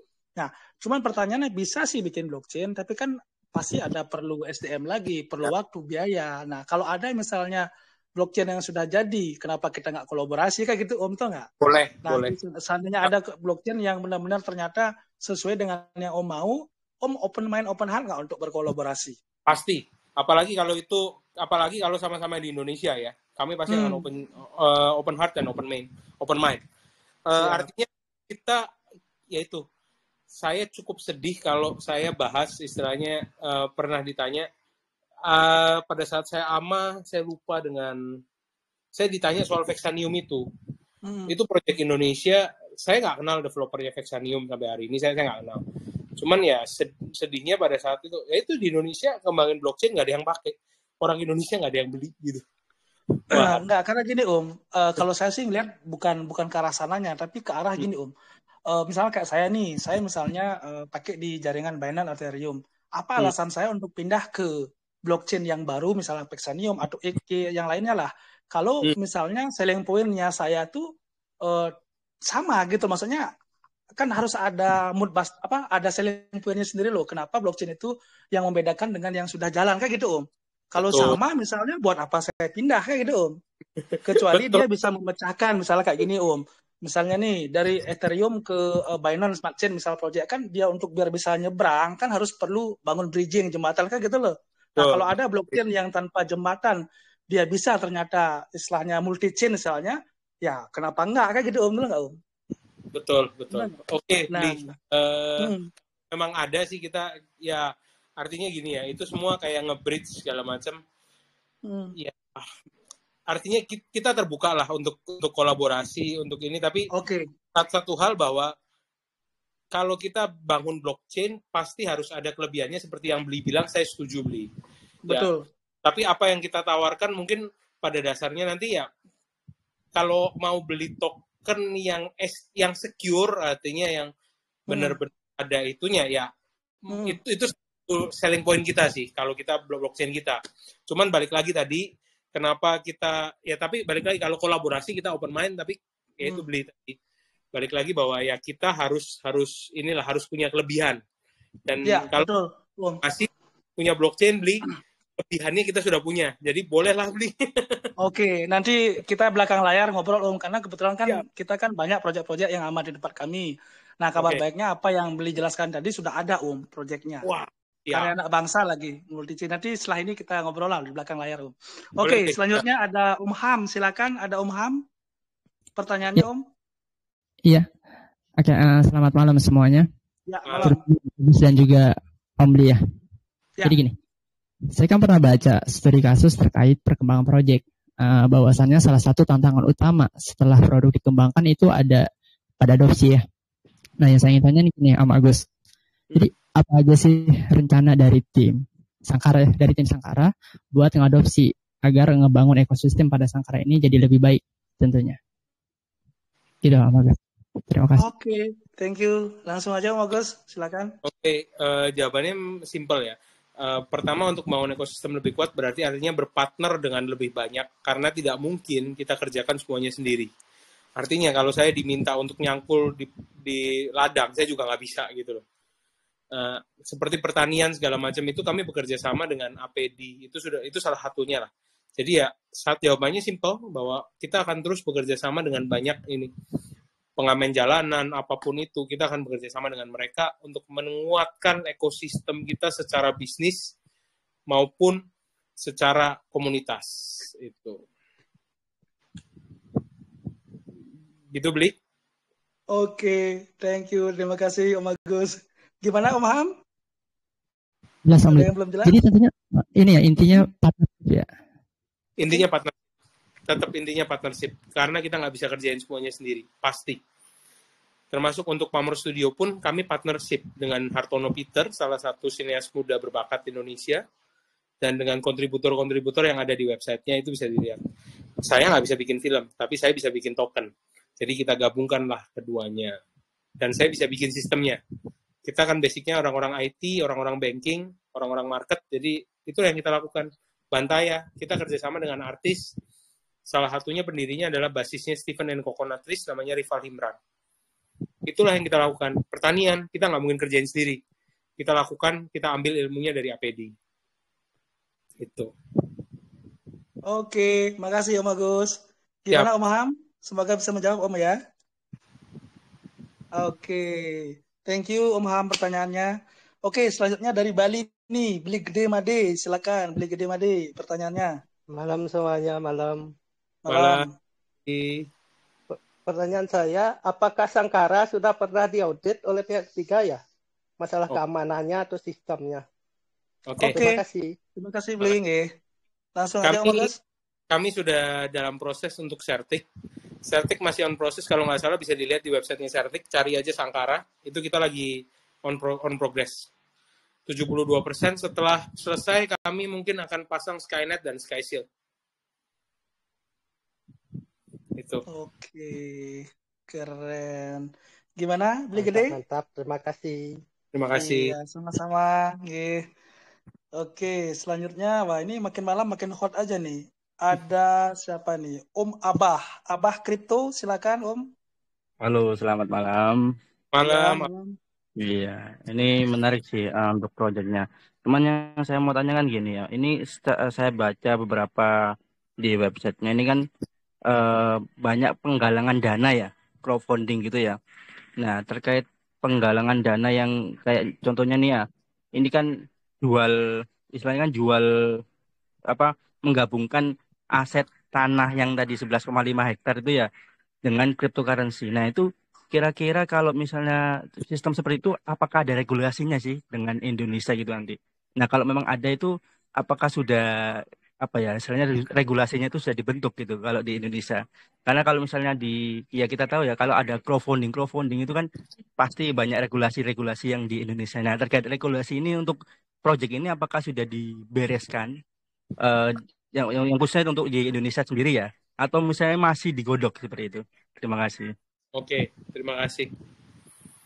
Ini silakan, Abah biasa ini, Abah Kripto. Ya. Mungkin tapi Abah ini mungkin sedikit perlu diingatkan bahwa seluruh proyek kripto itu sebetulnya penggalangan dana. Emang ada penjualan kripto yang tidak pakai dana, yang tidak menggalang dana? Saya mau tahu kalau ada. Karena semua penjualan kripto, apapun nama tokennya, apapun namanya itu, apapun yang bikin orang terkenal sekalipun selebritis, tetap aja mereka menggalang dana. Jadi satu yang namanya penggalangan dana itu pasti crowdfunding. Tapi hukum crowdfunding dengan hukum token di Indonesia tentu berbeda. Untuk crowdfunding di Indonesia diatur oleh OJK. OJK itu sudah ada beberapa, antara lain kayak Santara dan segala macamnya itu adalah crowdfundingnya Indonesia yang masuk ke IKD, Inovasi Keuangan Digital. Karena saya dulu orang bank, saya sangat akrab dengan OJK dan Bank Indonesia. Nah, untuk kripto di Indonesia diatur oleh Bapepti atau Kementerian Perdagangan. Alasannya kenapa? Kenapa kripto ini yang menurut saya blockchain teknologi merupakan backbone dari financial teknologi itu malah dipegang oleh Kementerian Perdagangan.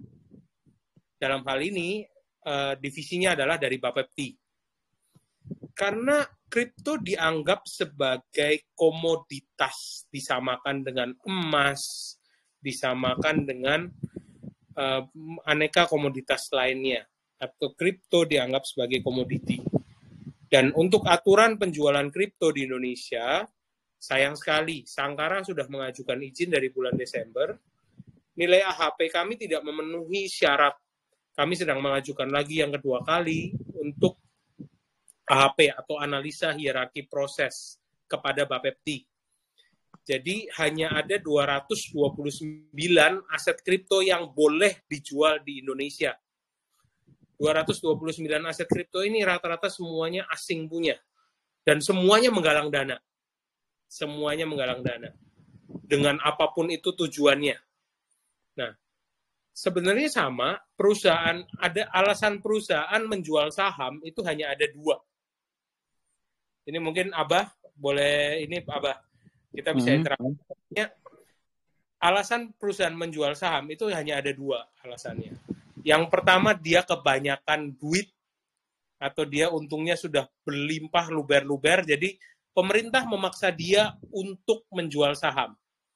Contoh perusahaan yang seperti ini di dunia ini mungkin kita boleh ngomong, contohnya adalah Microsoft. Microsoft adalah salah satu perusahaan yang dipaksa untuk IPO karena dia kebanyakan untung. Sayangnya di Indonesia belum diatur kalau yang soal begitu. Nah, alasan yang kedua perusahaan itu IPO adalah sama alasan orang jualan token, yaitu crowdfunding. Bahasanya ngeri banget crowdfunding. Tapi sebetulnya sama, perusahaan itu butuh dana untuk mengembangkan Iya, betul. Gitu loh. Semua penjualan token, semua proyeknya coming soon, sialnya yang proyeknya coming soon itu dia sudah menggalang dana dulu, nggak ada yang ngawasin dananya dipakai buat apa, kita nggak tahu gitu. Setelah itu muntaber tadi yang beli bilang. Jadi kalau di regulasi di Indonesia ini untuk kripto, ya itu tadi yang saya bilang. Menghubungannya sama tanah gimana? Nggak bisa. Mau dihubungkan bagaimana? Tapi yang satu-satunya yang bisa menghubungkan adalah saya. Saya mengakui bahwa saya adalah CEO-nya dari PT Mitra Sangkara Abadi. Yang kedua, PT Mitra Sangkara Abadi mengakui token Sangkara, ticker name MISA, adalah salah satu aset digital milik PT. Yang ketiga adalah PT Mitra Sangkara Abadi mengakui bahwa Mitra Sangkara Abadi memiliki perkebunan. Nah, ini balik lagi, ngaku-ngaku nggak nih, kan gitu kan. Nah, semua bisa dibuktikan dengan nanti, makanya saya bilang, keterbukaan informasi ini kita akan lakukan. Artinya seperti wallet founder, kita lagi persiapkan itu. 6 bulan adalah waktu yang masih sedikit dini lah untuk kita bicara bahwa ini benar bisa jalan atau enggak. Tapi kami menuju ke sana. Kami menuju ke arah yang lebih baik lah. Oke, thank you Om Agus. Soalnya kan Ya, kalau gimana, tanah kan ibaratkan dia kan belum ada ininya ya, belum ada hasilnya gitu. Nah, sedangkan kalau misalnya kalau berhasil, kalau gagal gimana? Kan harapannya si Bang Agustino kan berharap menstabilkan token dengan cara mengembangkan lahan tersebut. Nah, kalau bukan. Saya nggak bilang begitu. Bukannya. Soalnya gini, yang saya maksud apa yang saya pikirkan itu kan token ini tersebut itu kan juga ada imbasnya ke lahan tersebut nih ya, benar nggak ya? Maksudnya kalau token tersebut tidak ada imbasnya ke lahan tersebut, tapi modal yang Abah belikan token ini itu kita larikan kemana? Itu akan maksudnya kan seperti itu. Betul. Nah kan itu kalau misalnya si lahan tersebut kan kita nggak tahu ya cara mengolahnya gimana, ininya siapa, kan kita nggak tahu. Nah maksud saya di situ kalau ada kejelasan, maksudnya ibarat kayak kita mau ke Jakarta nih ya, tapi kita nggak tahu supirnya siapa, ya dia punya atau apa. Nah, dia sudah profesional belum untuk mengurus lahan tersebut gitu. Nah, kalau kita nggak tahu ujung-ujungnya yang kayak tadi ditinggalkan gitu kan, ya otomatis hasil tadi kan jadi sia-sia gitu, nggak bisa mengembangkan si lahan tersebut. Nah, harapan saya di Sangkara ini ada yang istilah data-data yang jelas seperti itu terkait ya tadi pengembangan lahan itu siapa yang ngerjain, siapa yang ngelola, apakah nanti dia bakalan berhasil ke sananya, sehingga membuat orang itu jatuhnya oh ya percaya. Apalagi ini saya sangat salut sekali ya beli istilahnya kayak di Sangkara ini kan bener-bener ya kayak saham gitu loh. Jadi proyeknya ada dikaitkan dengan kripto, ini memang suatu yang ini ya, yang baru ya yang saya temukan. Nah, jangan sampai yang baru ini jadinya gagal karena yang pengemudinya tadi ya bukan yang profesional untuk mengelola lahan tersebut. Seperti itu maksud saya. Ya, Abah, kira kalau saya yang macul di ladang, Abah percaya nggak? Nggak. Nah, itu dia. Oke. itulah tadi nyambung dengan pertanyaan sebelumnya, kami butuh partner. Partnernya siapa? Partnernya adalah APD untuk pengembangan lahan ini. Silakan Abah buka lagi website kita, coba cari ada nggak logo APD di situ.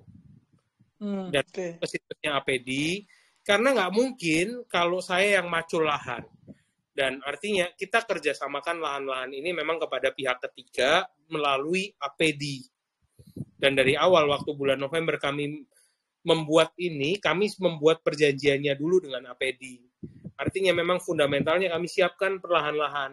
Film kami gandeng dengan pihak sineas muda. Untuk musik kami gandeng dengan pihak juga yang memiliki pengalaman di bidang musik. Oke. Terima kasih Bang atas jawabannya. Mungkin yang lainnya yang ini. Oke, thank you. Ambil Abah nanti, ya Abah untuk lebih jelasnya boleh Abah tadi beliau udah share di grup Dex Capital itu grup ofisialnya dari Sangkara bisa join di sana Abah ya. Nanti bisa nanti tanya lagi di grupnya aja biar lebih ini. Oke. Abah boleh tanya ke saya langsung, Bah. Iya. Terima kasih. Makasih Abah Kripto ya pertanyaannya. Oke, selanjutnya ada Ed Zubat. Ini makin malam makin hot ini. Silakan Ed Zubat.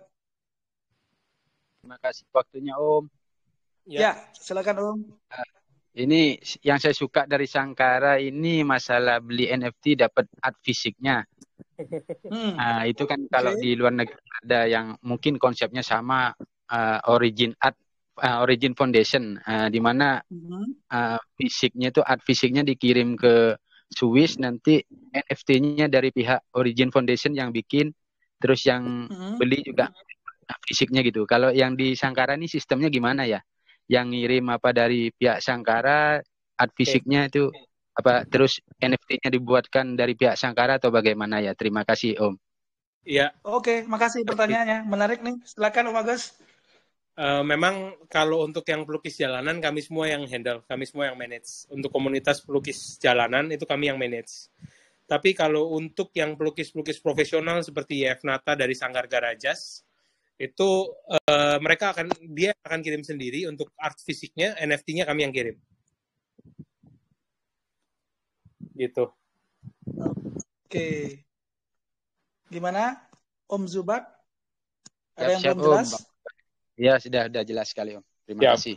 Sudah jelas sekali ya. Oke, thank you. Ini sebelum ke pertanyaan ke-11 nih, bisa dikasih spill sedikit nggak Om Agus? Ini saya dengar katanya kan sudah 6 cek global.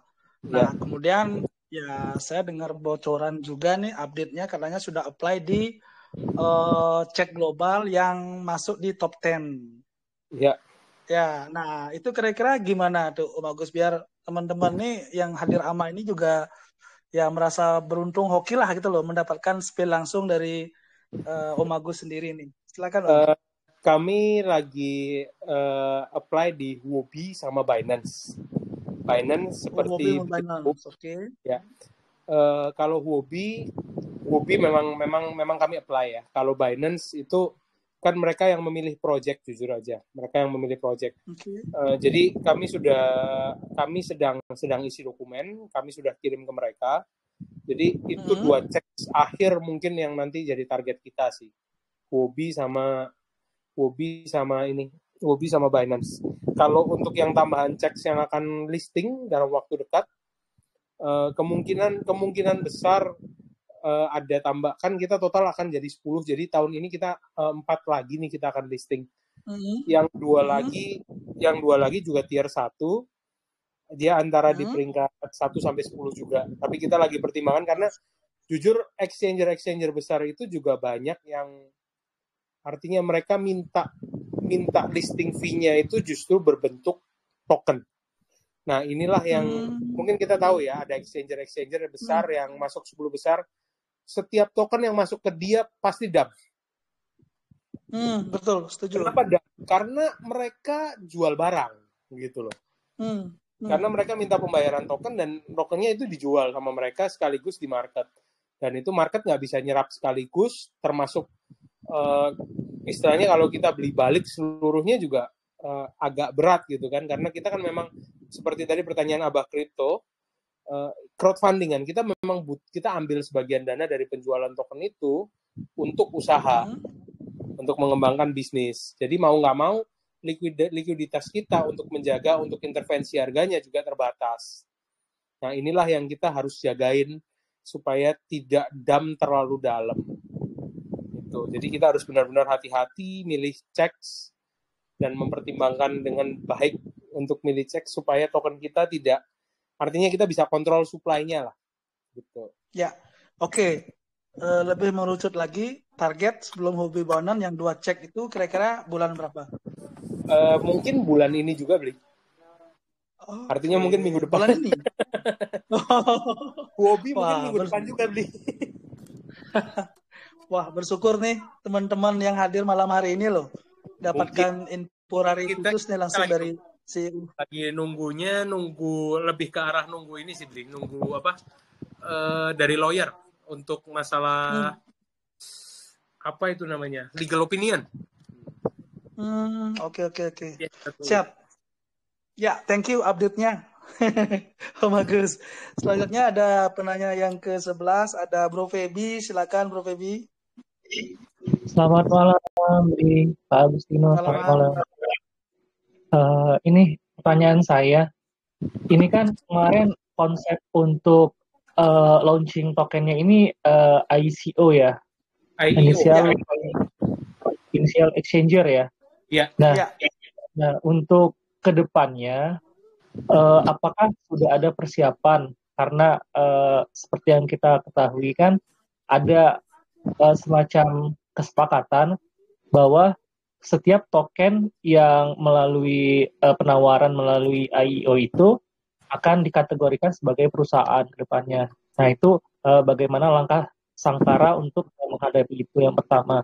Yang kedua, saya ada melihat bahwa untuk pembagian tokennya itu sendiri 50-50 ya, ada 50% supply yang tidak akan dijual.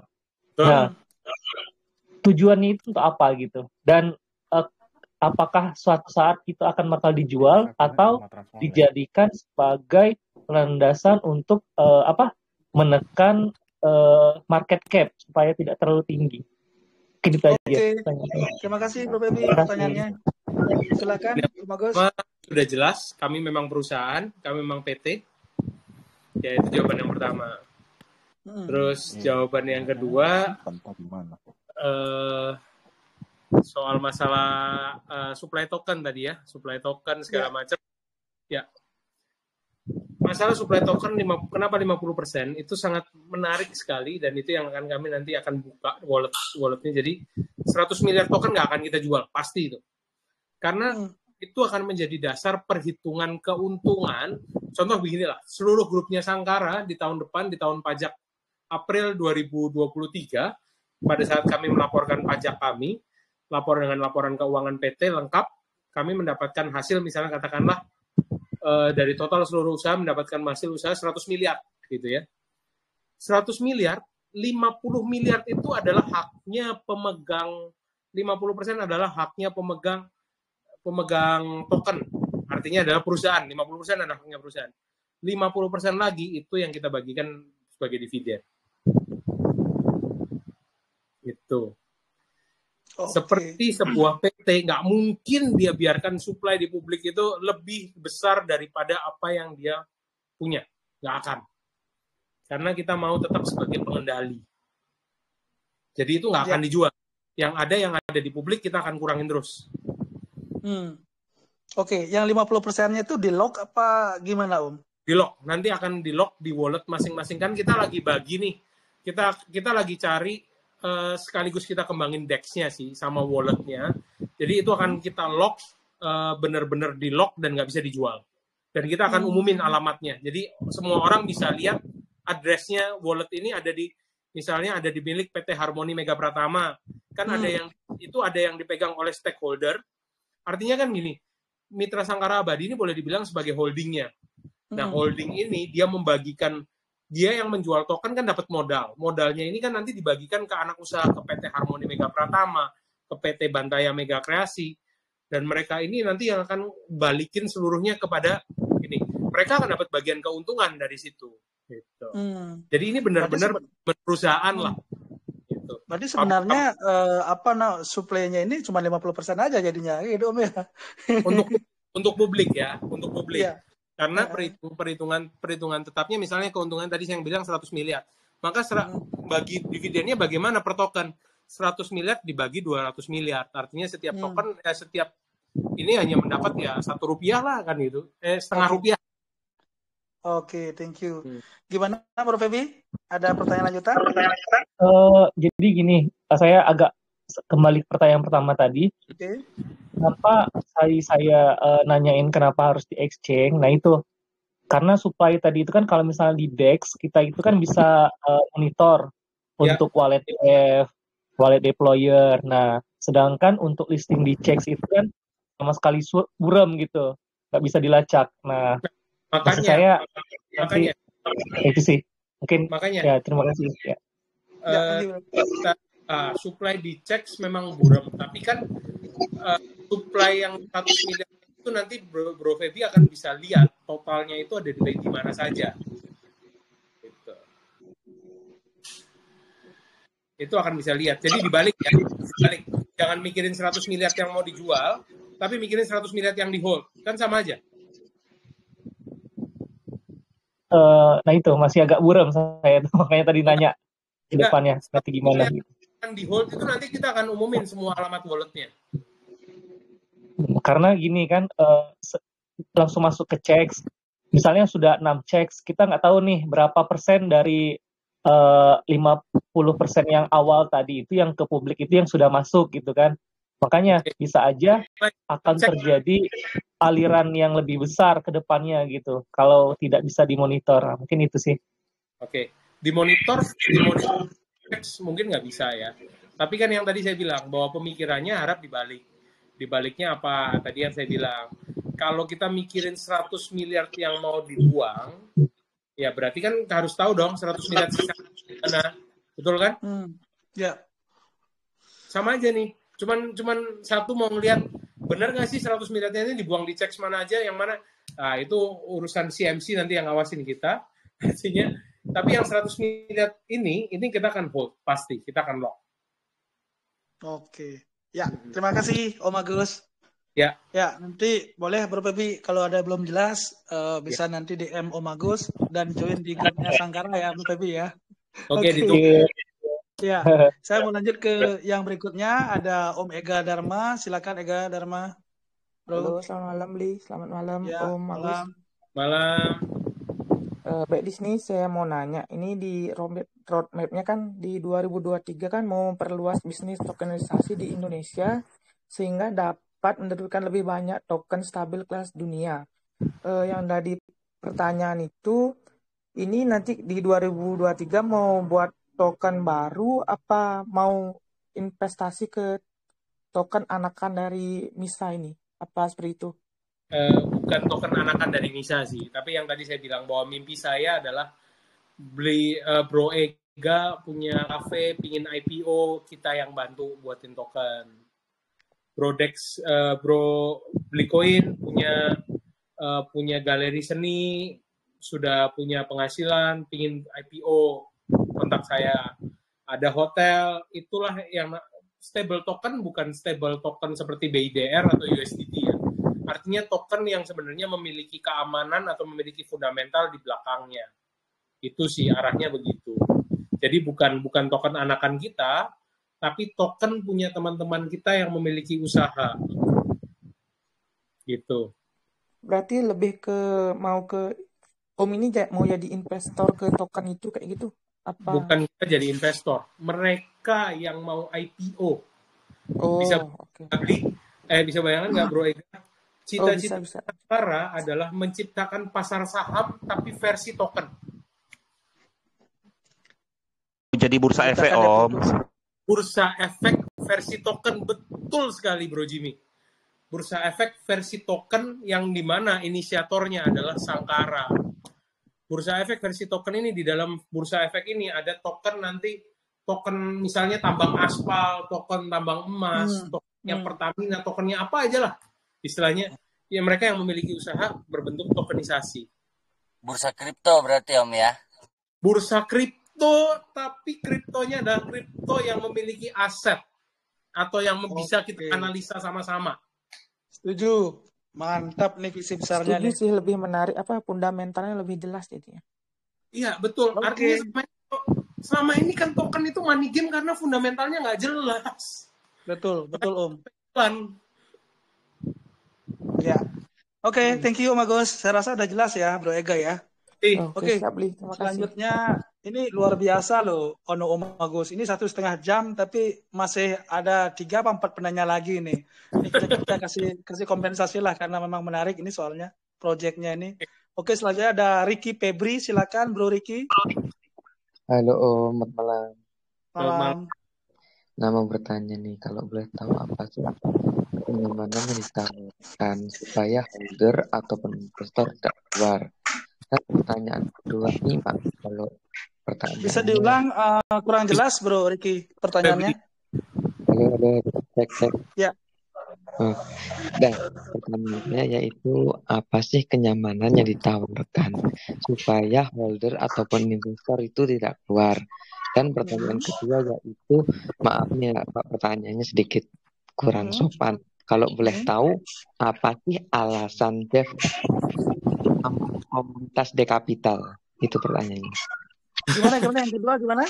Apa sih alasannya Dev untuk di komunitas Dekapital ini? Kan banyak komunitas yang lainnya gitu. Ya, menarik pertanyaannya. Oke, yang pertama singkat aja mungkin. Jadi poinnya kenyamanan apa yang ditawarkan sama Sangkara biar holdernya tidak keluar, tetap nyaman, dia loyal. Sangkara menawarkan kenyamanan dengan keterbukaan. Keterbukaan artinya ya usaha-usaha kita publish, kita akan terus update dengan berita-berita. Itu keterbukaan itulah mungkin yang akan kita bikin nyaman. Jadi walaupun harganya mau naik atau mau turun, tetap berita itu Sangkara akan terus, dan kalian akan, khususnya yang di Indonesia, akan bisa mengikuti terus perkembangannya. Seperti Pamor Studio, Bantaya Hall, Sangkara NFT, maupun Nisa Token itu sendiri. Terus yang kedua, kenapa milih Dex Capital? Karena ada Blikoin di sini. Terima kasih. Ini pertanyaan singkat. Kenapa ada apa dengan Blikoin nih, Om? Karena Blikoin adalah orang yang pertama kali waktu kita dikurasi oleh Blikoin yang bilang saya tertarik dengan proyek yang unik. Oke. Thank you Om. Gimana Om? Tadi yang Ricky Febri sudah cukup? Ya, cukup. Oke, thank you Bro. Selanjutnya ada Jasruli, silakan Bro, Jasruli. Mungkin pertanyaan saya ini mewakili para artis NFT Om ya. Ya. Untuk di sekarang NFT sendiri transaksi per hari itu caranya berapa ya? Terus NFT yang jenis seperti apa yang paling laku gitu? Terus ada fee untuk kontributor yang berhasil menjual karyanya di Sangkara NFT gitu. Terus pertanyaan kedua Om. Gitu aja dulu Om. Ini soalnya ada beberapa yang sebenarnya. Ya, thank you Bro. Ya, siap. Ya. Oke, Bro. Untuk NFT penjualannya di Indonesia memang tidak terlalu booming. Saya harus akuin bahwa kami tidak berhasil menjual cukup banyak. Kecuali memang yang artis ya, katakanlah yang NFT musik itu lumayan lah, lumayan oke gitu, lumayan ada traction. Tapi mereka rata-rata memang justru orang luar negeri seperti dari Tom dari BSC News itu mereka tertarik dengan fisiknya. Nah, untuk lukisan memang ada beberapa yang sudah terjual. Untuk lukisan ada yang berapa. Jadi kalau tanya apa yang paling ini, lukisan. Karena memang basic kami adalah art. Dan mereka sudah punya penggemar, mereka kasih tahu kalau mau beli lukisan kami online, belinya di sangkaranft.com. Nanti fisiknya kami kirim. Nah, jadi komunitas itulah yang sekarang ini ada gitu. Ya, jadi sekarang ini masih painting sih yang mendominasi sama musik. Tapi musik karena kita baru satu artisnya NFT musik, yaitu Melanie Subono. Nah, yang lain masih belum begitu hype ya. Tapi mungkin menunggu nanti setelah museum art kita jadi. Mudah-mudahan bulan Juli lah kita bisa launch NFT museum, NFT art museum kita. Mungkin itu agak sedikit menarik. Oke, terus yang kedua masalah gini Om, ada nggak komisi buat kalau bisa dibilang anggaplah afiliator atau mungkin yang successful lah buat mereka yang bisa menjualkan. Ada. Dan itu, Ada. itu karena itu kesepakatan sih kalau itu. Itu kesepakatan. Jadi kami nggak bisa buka, tapi ada yang 50-50 ada yang 60-40 ada yang lebih rendah juga ada. Jadi memang masing-masing tergantung kesepakatan. Oke, thank you Om Agus. Juga gimana Jasruli? Ada kok Jasruli, tenang aja. Mau jualin berapa giniin ada. Enggak, maksudnya itu fee untuk kontributor yang berhasil menjual NFT-nya di di Sankara Marketplace itu berapa gitu. Betul, makanya itu yang tadi saya bilang tergantung negosiasi. Negosiasinya. Tergantung negosiasi dan saya nggak bisa buka. Setiap orang punya ini sendiri-sendiri, jadi kami nanti yang transferin gitu. Nggak ada, artinya kompensasinya tuh tidaklah baku gitu loh bro. Tidak tergantung baku. Nanti mungkin jenis NFT-nya, artisnya siapa gitu loh. Betul. Iya yang dapat pembeli siap. Jelas ya. Oke, selanjutnya ada Bro Dimas. Monggo Bro Dimas. Ya, halo Bli. Makasih untuk halo. kesempatannya. Silakan. Ya. Om Agus, ini menarik ya project dari Sankara ini. Tapi kan tadi udah banyak yang bertanya sih mulai dari teknisnya juga. Tapi saya mau lebih ngulik ke tokenisasi dari Sankara. Kan tadi udah dijelasin soal regulasi ya. Kan udah ada juga kerjasama dengan APD. Saya lebih ke arah bertanyanya, kira-kira untuk tokenisasinya ini gimana sih gambarannya biar misalnya nih ya, tapi mungkin arah pertanyaannya apakah tokenisasinya ini kedepannya akan bersifat publik gitu, misalnya para petani yang mau daftar gitu untuk ditokenisasi misalnya lahannya, terus bargaining power-nya biar petani ini mau tuh gimana Om gitu. Begitu, karena kan ini jadi gambaran buat para holders gimana cara Sankara misalnya untuk proses tokenisasi ini ke publik. Itu aja, terima kasih. Oke, thank you Bro Dimas pertanyaannya. Silakan Om Agus. Sebentar. Kamu pergi dulu aja. Nanti aku nyusul. Oke. Jadi kalau yang soal itu tokenisasi, balik lagi ya, regulasi. Kenapa Sankara NFT ini akhirnya Sankara NFT. Kenapa Sankara ini kita bercerita soal DEX? Karena jujur saja untuk tokenisasi ini kita masih terbentur. Memang kita masih terbentur dengan regulasi pemerintah bahwa token yang dijual di Indonesia, artinya token yang dinukarkan dengan rupiah lah, itu masih terbatas pada 229 aset itu dan harus melalui exchanger. Ya. Nah, jadi kenapa kami buat DEX? Karena supaya pertukarannya antara aset kripto dan aset kripto. Dan kami sebetulnya sudah persiapan juga perusahaan di Singapura. Karena di Singapura aturan untuk MAS-nya itu lebih jelas. Monetary Authority of Singapore itu mereka lebih jelas untuk soal masalah kripto ini. Jadi kemungkinan kami akan bikin hub di Singapura untuk menerima fiat. Tapi kalau cerita masalah petani segala macam, kami sebetulnya terbuka untuk mentokenisasi berbagai macam usaha selama itu tangible, artinya bisa dihitung. Kalau itu tidak tangible, maka akan jadi omong kosong bahwa saya bilang bahwa token ini adalah token yang memiliki penghasilan. Setuju ya? Artinya harus bisa dihitung dong. Oh, investasinya misalnya butuhnya 1 miliar. 1 miliar ini bisa dikembalikan berapa lama, kan seperti itu. Itu. Jadi kembali lagi seperti itu sih. Harus tangible. Oke. Terima kasih Om Agus. Saya rasa udah sangat clear sekali ya Bro Dimas ya. Makasih Om Agus. Iya. Ya, sama-sama. Oke, terakhir nih abang saya nih, Bang Joseph Ilis, silakan Bang Joseph. Ya, malam Bang Bli, malam Bang Agustino. Malam. Ya. Untuk syarat masuk NFT musik dan gambar dari Sankara Misa ini apa aja? Terus KYC yang ditawarkan itu senyaman apa untuk KYC-nya? Terima kasih Bang Bli. Oke. Ya, Terima kasih, Bang Joseph. Silakan, Om Agus, singkat aja. Oke, kalau untuk saya jawab dulu yang KYC ya. KYC untuk di DEX kita yang namanya KYC pasti nggak nyaman. Karena rata-rata investor kripto itu mereka lebih suka bersembunyi di belakang atau mereka tidak mau ini.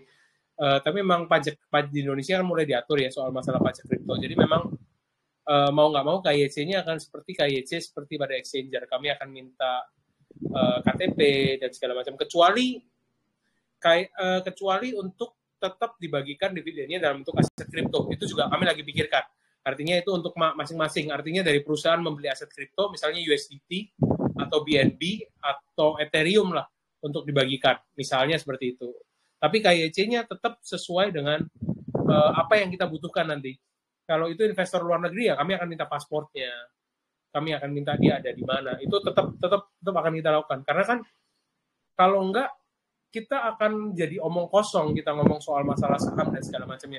Artinya paradigma inilah yang kita sedang rubah. Paradigma bahwa kripto ini hanya sekedar spekulasi yang tidak kelihatan, ajang cuci duit segala macam, enggak. Jadi kripto ini benar-benar menjadi aset digital yang benar-benar bisa dituliskan di dalam SPT kita, yang bisa dituliskan sebagai harta kita, itu. Oke. Terus yang pertanyaan yang kedua, soal masalah pendaftaran. Silahkan masuk ke sangkaranft.com, daftar kontributor. Saya yakin kita akan ketemu nanti dalam video call. Atau minimal telepon. Ya. Thank you, Om Agus. Gimana, Bang Joseph? Jelas, Bang. Terima kasih, Bang Agus. Untuk udah jelas ya. Oke. Thank you. Wah, ini malam biasa Om Li. sekali. Om Jimmy? Saya penasaran nih sama Om Agus ini. Oke, mau silakan nanya Om Li. Malam Om Agus. Ya. Salam kenal ya Om. Salam kenal Bro Jimmy. Aduh, saya happy banget loh. Ternyata apa yang saya pikirkan sama sepikiran kita Om. Oke. Ada Santara yang sudah melakukannya, punya Mardigu Wowi. Saya memang kepikiran sih tokenize kayak gini untuk project-project yang ada fundamental. Karena saya orang fundamentalis Om. Oke. Itu pasti besar. Terima kasih. Project itu pasti besar dan itu sangat kuat. Itu saya cukup happy ya Om dengarnya. Nah saya ada satu pertanyaan Om. Kadang-kadang banyak developer itu hanya ikut-ikutan Om. Ya. Nah kita tahu mereka ikut-ikutan dan dia menjual dan bikin orang FOMO. Akhirnya yang beli pun ikut-ikutan. Ketika dia hancur semua kan gitu Om. Saya ada pertanyaan. Realnya dulu atau digitalnya dulu Om? Oke. Pertanyaan yang bagus sekali. Bro Jimmy, kalau saya bilang nih, bro, aset PT Mitra Sanggara Abadi ada 250M. Bro Jimmy percaya nggak? Tergantung Om. Ya, terhitung. Tangible kan artinya. Harus bisa Saya dihitung. harus lihat, harus baca dulu laporan keuangannya. Betul sekali. Itulah yang terjadi di dalam dunia konvensional, artinya semuanya adalah tangible. Artinya pada saat saya bilang lahan 11,5 hektar, mungkin Bro Jimmy bisa ngitung kalau per meter 1 juta aja. Tanah kebun mana ada sawah yang 1 juta. Ya kita ngomong terus terang aja lah. Jadi 11,5 hektar itu not a meter lah, bukan angka 250 miliar.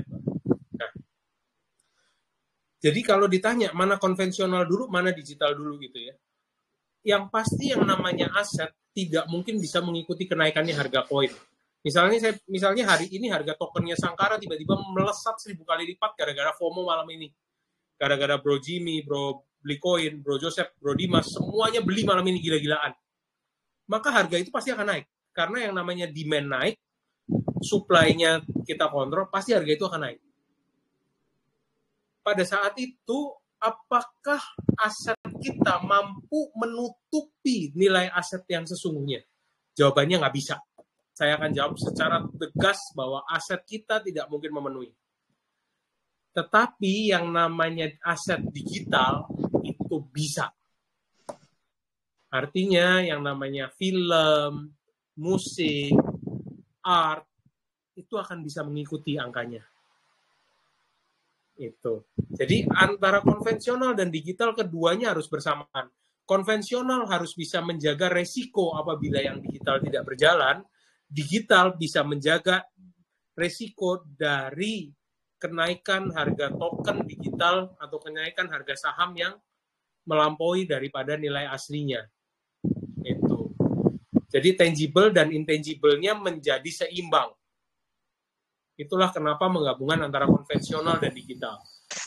Apa perusahaan amit-amit nih ya, sampai Mitra Sangkara tadi tiba-tiba dipilotkan atau segala macam ini, masih ada yang tersisa untuk dibagikan kepada para pemegang token. Itulah pentingnya konvensional. Kira-kira seperti itu sih, Bro Jimmy. Oke, saya sangat setuju Om. Ketika kita dijalankan keduanya, akhirnya ada keseimbangan. Tangible dan intangible. Ya, itu sangat menarik sih. Saya kepikiran, kenapa Om pusing ketika ingin membagi dividen itu? Kenapa token yang kayak gini Om? Kenapa Om nggak kepikiran untuk melakukan farming? Karena bagi saya farming itu seperti obligasi Om. Oke, betul. Karena orang mungkin berpikir ya, staking dan farming itu agak-agak mirip. Bagi saya itu jauh berbeda. Oke.